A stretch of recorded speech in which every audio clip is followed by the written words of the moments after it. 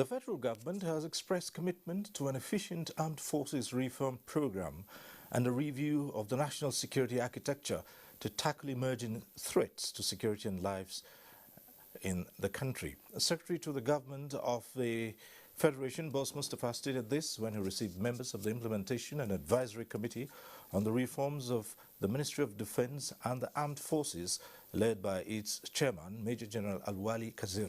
Mitari Ikwen reports. The existence of several theaters of military operation in the country no doubt takes a toll on personnel and resources. Emerging global and national security threats also make it imperative to consistently build the capacity of the security forces.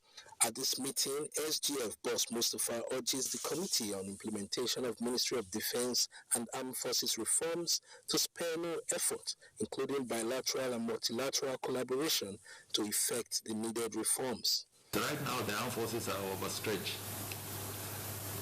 We have had to draft them to do civilian duties or civil duties that is ordinarily assigned to the police. You might not be crafting a new defense policy, but you are looking at what is on ground. And I think that has become very obvious that as regular as possible, we revisit whatever architecture or infrastructure we've put in place to ensure that it meets contemporary challenges. The 24-member committee was formed to close gaps that exist in the structure and operations of the armed forces and facilitate interface with the Ministry of Defense for effective service delivery.